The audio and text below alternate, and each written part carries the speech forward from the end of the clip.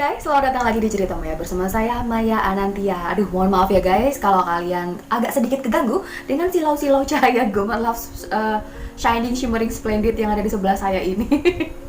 Ini bukan karena kamera saya kotor guys, tapi karena memang kamera aku tuh layar aduh malu banget aku cerita. Layarnya pecah pas di tengah gitu.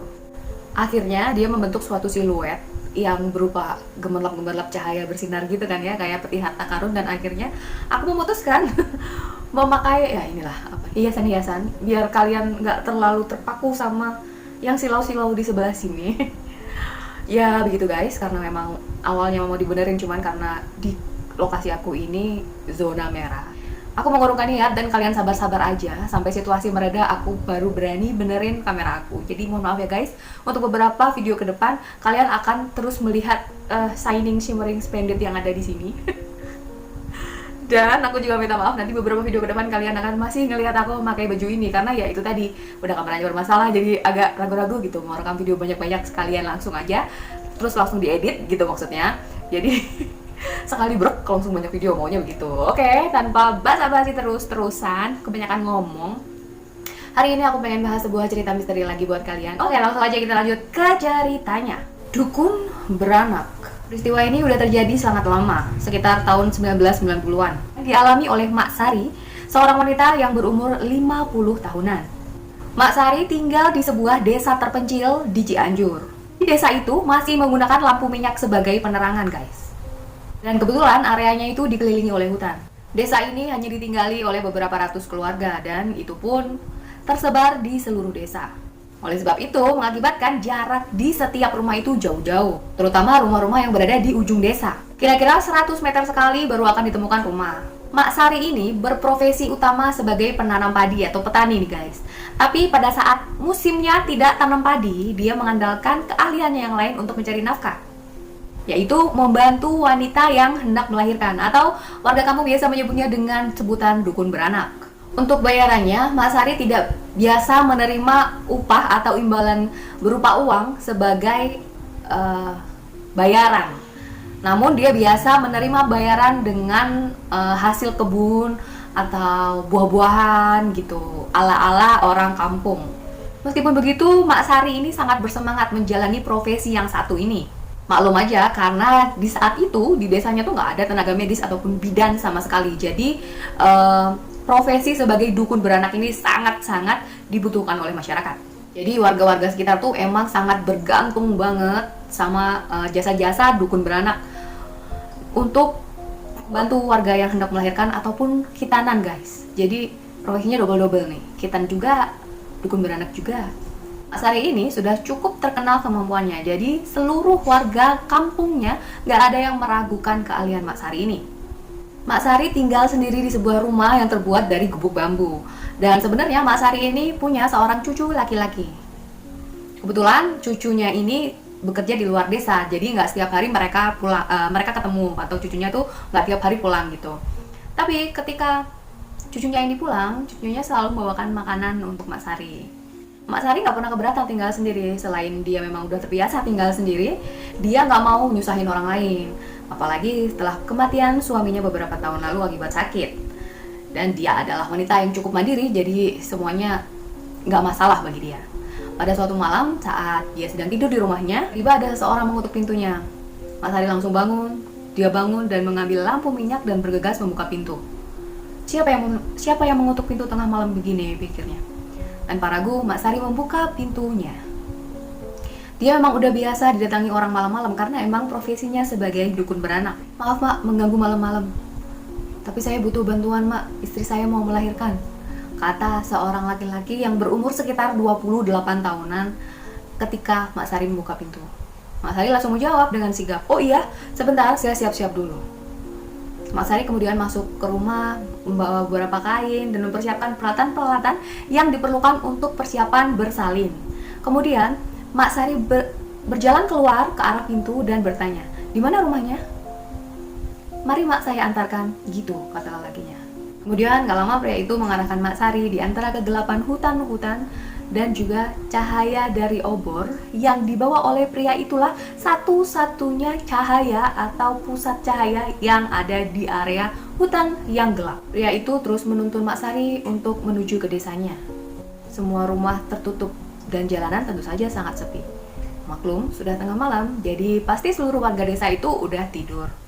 Memang profesi sebagai dukun beranak itu memang harus siaga kapan aja dibutuhin. Mau pagi, siang, subuh, malam, dia harus siap gitu. Jadi dia udah terbiasa. Nah, setelah cukup lama berjalan, akhirnya mereka pun sampai, guys. Ternyata rumah pria itu berada di perbatasan desa dengan tanah yang agak menurun ke bawah. Jarak antara rumah itu dengan rumah warga yang lain itu agak jauh, guys. Setelah susah payah melewati jalan menurun, Mak Sari sampai di sebuah rumah yang berbentuk anyaman bambu dan atapnya dari pohon kelapa. Sebuah lampu minyak menempel di dinding depan rumahnya. Setelah meletakkan obor di depan rumah, mereka pun masuk ke dalam. Sang pria langsung berkata, "Cepat Mak, kasihan istri saya udah kesakitan." Mak Sari segera masuk ke kamar. Ternyata benar, di dalam kamar udah berbaring seorang wanita muda yang sedang hamil dan kesakitan. Mak Sari dengan sigap membantu wanita itu untuk proses kelahiran anaknya. Mak Sari dengan sigap juga memijat-mijat perut perempuan itu supaya lebih kuat mendorong bayi agar segera keluar. Tapi ternyata janin itu belum juga mau turun. Kepalanya tidak nampak-nampak, padahal sang ibu sudah berteriak-teriak kesakitan. Mak Sari agak kewalahan. Dia terus-menerus menyuruh si wanita itu mengejan, tapi tidak juga terlihat kepala bayi. Mak Sari kemudian lama-lama panik. Akhirnya dia menarik nafas panjang. Bismillahirrahmanirrahim. Tiba-tiba wanita itu teriak keras sekali, disusul oleh si pria. Mak Sari kaget, tapi dia tidak menggubrisnya. Dia terus-menerus menekan perut si wanita dengan sekuat tenaga. Akhirnya bayi itu lahir. Setelah itu Mak Sari langsung membungkus si bayi dengan kain yang dia bawa. Dan kemudian Mak Sari memberikan bayi itu kepada ibunya, dan dia mengurus ari-ari bayi itu untuk segera bisa dikuburkan oleh ayahnya. Tapi kemudian pria itu datang menghampirinya. "Sudah biar Mak, biar nanti saya yang urus," kata pria itu. Mak Sari bingung dong, karena biasanya itu tugasnya dia, karena dia paraji kan ya. Tapi ya dia nurut-nurut aja. Ketika dia kembali ke kamar, ternyata wanita itu udah duduk di bibir kasur sambil menggendong si anak. Keheranan dong Mak Sari, karena orang baru ngelahirin guys, dengan sengeden-ngeden itu harusnya lemes ya. Tapi ini kok udah duduk dengan santai di pinggiran kasur sambil gendong anaknya gitu. Jadi dia berpikir mana mungkin, dia baru aja ngelahirin kok gitu. Beberapa menit kemudian Mak Sari minta diantar pulang, dan pria itu pun menyetujuinya. Mak Sari diantarin pulang, dan selama perjalanan pulang pria itu tidak memberikan apa-apa kepada Mak Sari. Tapi Mak Sari pun oke-oke aja. Jadi dia merasa, oh mungkin nih bapak ini memang tidak punya apa-apa, jadi saya juga nggak memaksa untuk meminta imbalan. Mak Sari ikhlas membantu, jadi nggak masalah. Akhirnya Mak Sari kembali sampai ke rumahnya. Laki-laki itu mengucapkan terima kasih lalu pergi. Dia pergi cepat banget, sekelebat langsung hilang gitu. Mak Sari langsung masuk ke dalam rumahnya, dia membersihkan diri dan kemudian tidur. Esokan harinya, cucu Mak Sari kebetulan pulang guys. Melihat Mak Sari sedang membuat obat untuk seorang wanita yang baru saja melahirkan. Ia membuatnya dari bahan-bahan yang berasal dari tanaman yang hidup di sekitar rumahnya. Dia bermaksud mengantarkan obat itu kepada wanita yang semalam dia bantu lahiran. Setelah selesai, Mak Sari meminta cucunya mengantarkan obat itu. Cucunya bersedia dan mereka pun berangkat. Jadi berduaan nih. Sari ingat jalan-jalan yang mereka lalui semalam. Sangat ingat karena itu memang daerahnya guys. Akhirnya mereka berdua sampai di area turunan itu. Berarti udah sangat dekat dong ya sama rumahnya. Mereka melewati jalan yang menurun itu tadi. Tapi ketika sampai, Mak Sari kaget. Mereka berdiri di tanah kosong yang berisi pepohonan lebat, tidak ada rumah. Hanya hutan dengan pohon-pohon besar di dalamnya. Cucu Mak Sari heran. "Mak yakin ini rumahnya?" kata cucunya. "Iya, semalam tuh di sini rumahnya," kata Mak Sari. Kemudian Mak Sari melihat sekeliling dong ya, sambil heran. "Tapi ini udah batas desa, Mak. Nggak ada rumah di sini," kata cucunya. Firasat Mak Sari mengatakan ada sesuatu yang nggak benar. Akhirnya mereka memutuskan untuk pulang karena cucunya nggak bisa lama-lama. Dia harus segera kembali ke tempat bekerja. Selama perjalanan pulang, Mak Sari masih saja heran. Sampai malam hari, seperti biasa, setelah melakukan sholat isya, Mak Sari meluangkan sedikit waktunya untuk mengaji. Setelah itu baru tidur. Ketika Mak Sari baru saja selesai mengaji, tiba-tiba pintu rumahnya kembali ada yang mengetuk. Ia segera berdiri dan berjalan menuju pintu rumah, masih mengenakan mukena guys. Ketika Mak Sari membuka pintu, Mak Sari merasa kaget. Ia melihat dua makhluk besar hitam berbulu berdiri di depan teras rumahnya. Mak Sari dapat melihat makhluk itu dengan jelas di bawah sinar lampu minyak. Makhluk itu memiliki rupa setengah binatang setengah manusia. Dengan jari-jari yang sangat besar, mata kedua makhluk itu merah menyala. Keduanya terus memperhatikan Mak Sari. Mak Sari memegang pintu rumahnya kencang, jantungnya berdetak cepat sekali dan tubuhnya kaku. Tapi di dalam hatinya, Mak Sari merasa ia nggak perlu takut. Jadi dia tetap berusaha tenang, guys. Keren. Mau apa kalian datang? Jangan ganggu saya, kata Mak Sari.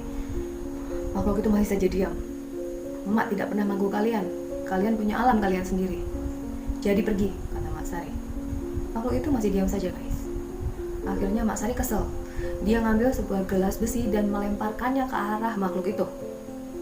Di dalam hatinya Mak Sari terus bersikir agar dirinya dikuatkan. Tapi seketika itu, makhluk itu hilang saat gelas besi mau mengenai tubuh mereka. Setelah itu, Mak Sari masuk ke dalam.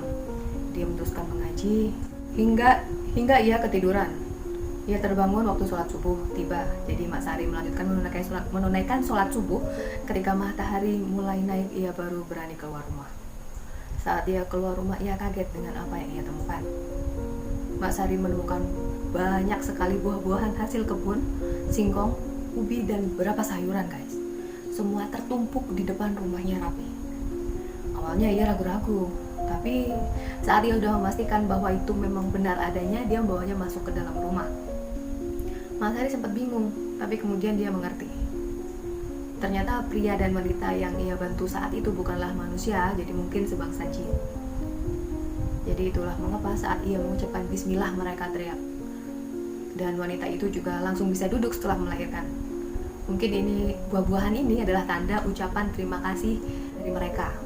Kemudian Mak Sari tanpa curiga langsung mengonsumsi makanan dan buah-buahan itu. Tapi sebelumnya tentu saja Mak Sari berdoa dulu dan berharap semoga tidak ada hal negatif di dalamnya.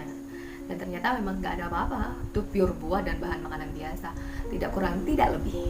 Pengalaman itu tentu saja tidak pernah bisa dilupakan oleh Mak Sari. Pengalaman yang sama sekali gak masuk di akal, tapi ternyata emang beneran terjadi pada dia. Jadi emang ada kehidupan lain selain kehidupan manusia di dunia ini. Manusia hidup berdampingan dengan makhluk lain, tapi itu gak masalah selama memang gak saling ganggu ya guys. Jadi itu dulu cerita untuk cerita Maya hari ini. Terima kasih buat kalian yang udah nyimak. Jangan lupa klik subscribe-nya, share ke sosial media yang kalian punya, dan nyalakan bel notifikasi biar kalian tahu kapan video aku diupload. Terima kasih buat kalian yang udah nonton, aku kasih love. Sampai ketemu lagi di cerita Maya episode berikutnya. Assalamualaikum.